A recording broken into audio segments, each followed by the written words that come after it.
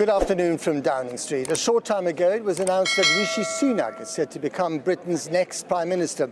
The deadline to meet the threshold needed to stay in the Tory leadership race has just passed. The former Chancellor, Rishi Sunak, had already won the backing of more than half of Tory MPs. After Boris Johnson pulled out last night, his only remaining challenger, Penny Mordaunt, was trailing far behind. Sir Graham Brady, chair of the Backbench 1922 committee, made this announcement a few moments ago. As returning officer in the leadership election, I can confirm that we have received one valid nomination.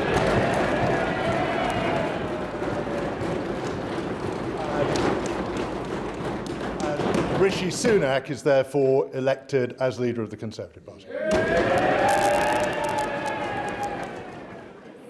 So, Rishi Sunak is now poised to become Britain's fifth Prime Minister in 6 years, its first Hindu leader, and at 42, the youngest Prime Minister in more than 200 years. A very full and very messy in-tray awaits him. The former Chancellor has already played this game of musical chairs, and mere weeks ago, he lost it to Liz Truss, who of course resigned on Thursday. He had warned that her tax cuts would cause chaos, and indeed they did. Now he'll be hoping to restore some stability to his party and to the markets. His rival Penny Mordaunt tried but failed to garner enough support and dropped out of the race. Well, our policy correspondent Paul McNamara joins me now. Paul, what a journey for him, from number 11 to number 10, 3 months, 25 yards. A lot has happened in that 3 months. So, I mean, the very first thing that happens now is that there was a massive sigh of relief that's blown out by all Tory MPs. Second of all, then, there is the actual thing of the process of becoming Prime Minister. So King Charles is travelling from Sandringham to London this evening. So it could happen tonight, then? It could happen, but we understand it's more likely to happen tomorrow. As it stands, we think he'll actually become Prime Minister tomorrow. Then, of course, he's actually got to form himself a cabinet, form himself a government.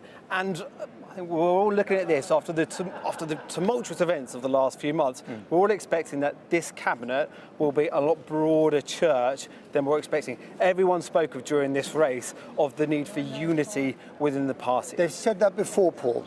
We've heard the U word so many times this summer. It's never actually, become reality. Why should it become that? I think the last time? few weeks have focused everyone's minds. Even this morning, we had the ERG coming out. This is the European Research Group, the right wing of the party, saying we can't decide on which candidate, but whoever it is, we will get behind. The One Nation group of Tories said exactly the same. So the mood music going into this is a lot less fractious. You get the sense that there are just so many exhausted MPs now worried about the very state of the party going into a general election.